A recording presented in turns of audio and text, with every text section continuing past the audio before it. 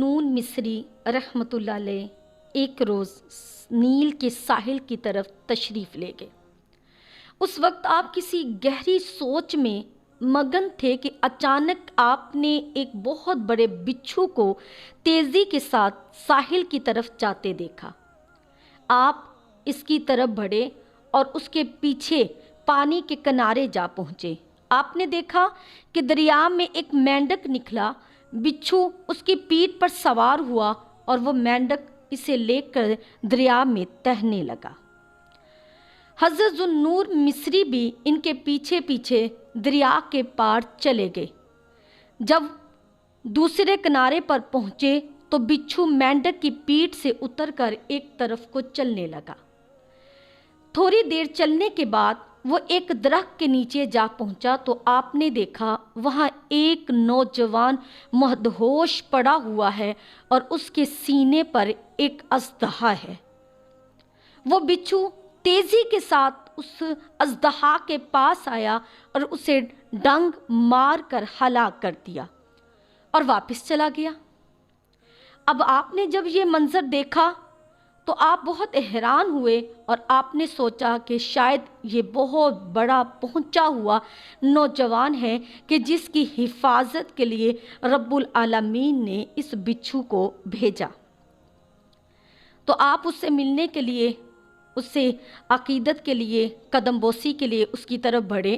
तो जैसे आप झुके तो आपको महसूस हुआ कि उससे शराब की सख्त बदबू आ रही है।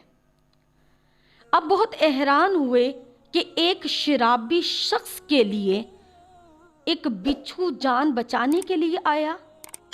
अभी आप ये सोचा ही तो गैब से आवाज़ आई, ए ज़ुन्नून, हैरान क्यों होता है? ये भी हमारा ही बंदा है। अगर अल्लाह अज़्ज़ा वजल नेकोकारों की हिफाजत फरमाएगा तो फिर बतलाओ गुनाहगारों की हिफाजत कौन करेगा? तो हज़रत ज़ुन्नून मिस्री फरमाते हैं, ये बात पे मुझे वजद आ गया और मैं काफ़ी देर तक ये शेर पढ़ता रहा। ए खुश नसीब सोने वाले, जिसकी खुद रब्बे जहाँ हर तरफ से हिफाजत फरमा रहा है और तू तारीकी में गुनाहों में मस्त रहता है। उस बादशाह की तरफ से आंखें खोल, क्यों कर गाफिल हो जाते जो तुझे हर तरह की नेमतों के फ़वाइद अता फरमा रहा है। हज़रत ज़ुन्नून मिस्री रहमतुल्लाह अलैह फरमाते हैं, जब सूरज गुरूब होने लगा और साहिल पर ठंडी ठंडी हवा चलने लगी तो उस नौजवान के जिस्म में हरकत पैदा हुई। उसका असर नशा कम हुआ, वो होश में आया। तो आप रहमतुल्लाह अलैह ने उसे सारा वाक़या सुनाया। वो बहुत शर्मिंदा हुआ और आपने उसे कहा, देखो तुम्हारी हिफाजत के लिए रब्बुल आलमीन ने अजदहा को मारने के लिए एक बिच्छू को साहिल नील से यहाँ भेजा। तो जब उस नौजवान ने ये वाक़या सुना वो बहुत अफसुदा हुआ और उसने अल्लाह ताला की बारगाह में सच्ची तौबा की और उसने सोचा कि अगर वो ज़ात अपने गुनाहगारों के साथ ऐसा सलूक करती है तो नेकोकारों को कितना नवाजती होगी। ये कहकर वो जंगल की तरफ चल पड़ा और मुजाहिदीन की सफ़ में शामिल हो गया।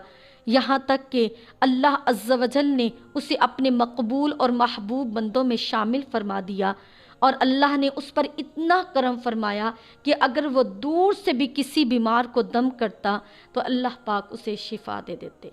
अल्लाह पाक हमें नेकोकारों में शामिल फरमाए और हमें गुनाहों से बचने की तौफीक अता फरमाए। आमीन।